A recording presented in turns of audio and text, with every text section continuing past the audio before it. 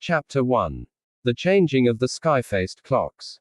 Spring's Eve, winter of 3. Winter's last midnight ticked closer. A cluster of clocksmiths idled outside the Nevermore Houses of Parliament, watching and waiting. The sky above them was black and filled with stars, but the sky-faced clock in its tower wore a pale wash of morningtide pink, unchanged these past 3 years.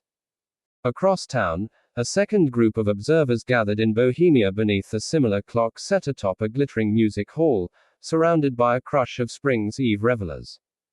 A third stood beneath the old mercantile clock tower at the docks, ignoring the sailors and fisherfolk roaring obscene shanties from brightly lit boats. A fourth lingered near the small, almost hidden clock above the stone entrance to the Gobelin Library, and a fifth stood outside the Lightwing Palace, eyeing the royal family's extravagant golden timepiece from a respectful distance. There were more of these uncommon clocks scattered across the pockets of the Free State. Their faces bore no hands or numbers, only a circle of empty sky inside the glass. Tonight, every one of them had drawn an audience. Olly Wainwright was on his way to the Parliament clock tower himself, clutching a leather portfolio under one arm, beating a path through the festive hordes and very nearly running late, not a good look for a clocksmith's apprentice. He should have realized the streets would be heaving, though in truth he'd never been allowed out on Spring's Eve before. His mum always said it was a time for family, but even she agreed this was much more important than seeing in the new year with his obnoxious brothers and noisy cousins. This was official clocksmith business. Olly arrived breathless and bright-eyed outside Parliament and scanned the crowd for his teacher. Spotting her surrounded by other chronologists, he slicked back his hair, neatened his bow tie, and made his way over to stand proudly at her side.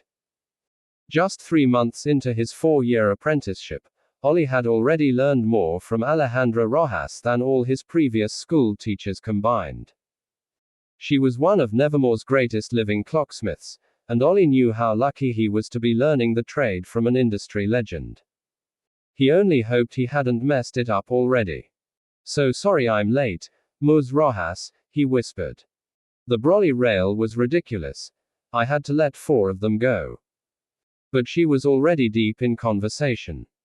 "And nobody wants a repeat of last eventide, but I really believe we need to let all that go and allow ourselves to be bold again, don't you?" Single quote. There was a general noise of assent from the others, except for one older gentleman who shook his head, puffing up like a pigeon in a rainstorm. "I am simply not convinced, Alejandra. The signs are weak if you ask me." "Your skepticism has been noted, Sir Benjamin." Ms. Rojas flicked a furtive smirk in her apprentice's direction, and Olly pretended to scratch his nose to hide a grin. Sir Benjamin Church had been knighted for his work in chronology but was most famous for being a contrarian. Though one might wonder, if you truly don't believe the clocks will change tonight, why you're here at all. Single quote. The group laughed appreciatively, and even the old man gave a sheepish smile. Curiosity, he admitted, and a fear of missing out. "I've been wrong before, after all." Single quote. "We've all been wrong before," said Ms. Rojas. There was an uncomfortable murmur among the clocksmiths, and for a moment nobody could make eye contact. They had all been wrong, only 3 years ago. Publicly, spectacularly wrong. The embarrassment of last eventide, the end of the previous age, which had come seemingly from nowhere, an entire year earlier than anyone had forecast, still stung. Nobody wanted to be wrong again. That sort of inaccurate projection could sink a clocksmith's career. But if we're right, Ms. Rojas let her words trail off like an untethered balloon. Olly knew exactly what she was leaving unsaid, and he shivered with excitement. If they were right, the bells would toll at midnight and the realm would enter a glorious and treacherous new phase. Basking. The second phase of the age. The empty skies inside the clock faces would turn from the pastel rose of dawn to the blinding yellow gold of the sun at midday. The color was a warning. Historically, basking brought equal splendors and dangers, just like the heat and brightness of the midday sun. It was a time of high risk and high reward, a time when a course for the current age would be set, for better or worse. Ms. Rojas had once told Olly that the face of basking was like a roulette wheel. A wheel of fate. You had to let it spin, and hope it landed somewhere good. It will happen tonight, friends, I'm sure of it. Shimmering with excitement, Ms. Rojas nodded at Olly, who took his cue to open the leather portfolio he'd carried from her office. The measurable signs have all been observed, yes. Look here, planetary alignment, confirmed. Climatological conditions, perfect. Geopolitical landscape, primed for sweeping change. As she spoke, Olly handed her the relevant supporting documents to pass around the group. Sir Benjamin gave them a skeptical squint. And of course, Ms. Rojas went on, I think most of us agree we've already seen the first two disturbances. Single quote.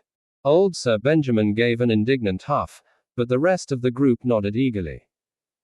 Olly had only recently learned about the disturbances, 3 unusual, spontaneous and highly visible events which signaled, to those who knew what to look for, that the phase of morningtide was coming to an end.